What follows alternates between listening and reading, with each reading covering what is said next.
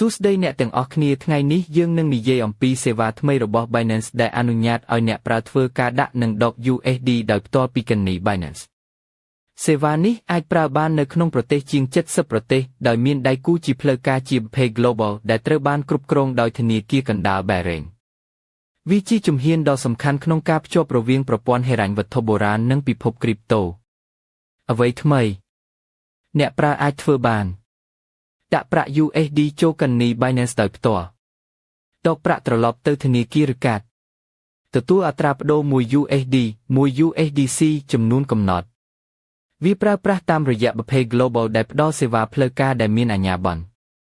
អ្នកប្រើអាចរក្សាទុក USD នៅក្នុង Wallet ដែលបានគ្រប់គ្រងនិងប្រើវាសម្រាប់ទិញឬលក់គ្រីបតូបានភ្លាមរបៀបដំណើរការអ្នកអាចប្រើ1 Swift Bank Transfer មិនគិតថ្លៃ2កាត Visa Mastercard 3 Apple Pay ឬ Google Pay ទាំងអស់នេះគឺនៅក្រោមប្រព័ន្ធដែលមានការគ្រប់គ្រងតាមច្បាប់វាបន្ថែមភាពងាយស្រួលនិងសុវត្ថិភាពសម្រាប់អ្នកប្រើគ្រប់គ្នា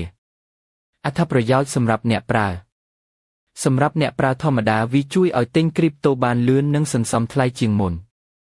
សម្រាប់អាជីវកម្មវាអនុញ្ញាតឲ្យគ្រប់គ្រង USD ដោយងាយស្រួលនិងធ្វើប្រតិបត្តិការពាណិជ្ជកម្មជាសកល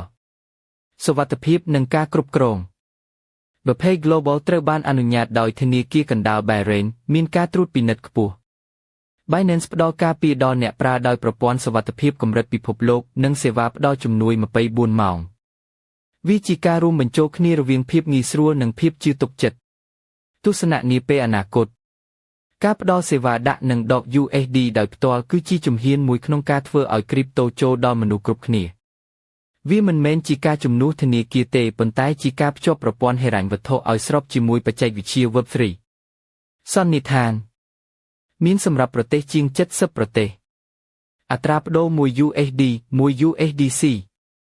មិនគិតថ្លៃសម្រាប់ការដាក់ប្រាក់តាម Swift មានសុវត្ថិភាពខ្ពស់និងការគ្រប់គ្រងតាមច្បាប់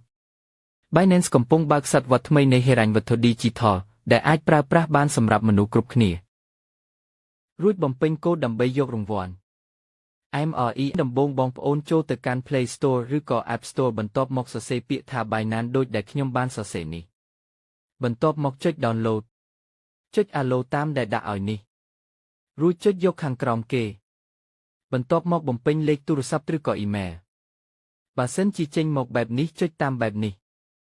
យើងដាក់លេខទូរស័ព្ទរួចយើងចុច Tick រួចចុច Next ពេលនោះសារវានឹងលោតទៅកាន់ទូរស័ព្ទរបស់បងប្អូនជាលេខ5មួយខ្ទង់បន្ទាប់មកយកលេខ5មួយខ្ទង់មកបំពេញរួចវានឹងឲ្យយើងបង្កើតលេខកូដត្រូវតែមានអក្សរធំអក្សរតូចលេខសញ្ញាដល់ចំណុចនេះសំខាន់បំផុតគឺយើងត្រូវចុច Yes រួចបំពេញកូដដើម្បីយករង្វាន់ MREL បន្ទាប់មកបងប្អូនដាក់អត្តសញ្ញាណប័ណ្ណ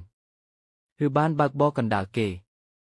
ឬក៏យើងប្រើជាប៉ាសពតបងប្អូនមានអីដាក់នឹងដើម្បីបង្កើតគណនីឲ្យផ្ទាល់ខ្លួនរបស់យើងអាចចុចខាងក្រោមដើម្បីដាក់ខាងលើកទាំងខាងមុខមានរូបថតខាងក្រោមទាំងអត់រូបថតបន្ទាប់មកយើងស្កេនមុខតាមគេណែនាំមានងាកឆ្វេងស្ដាំព្រិចភ្នែកនិងចំហមាត់ជាដើមតាមរូបគេបង្ហាញ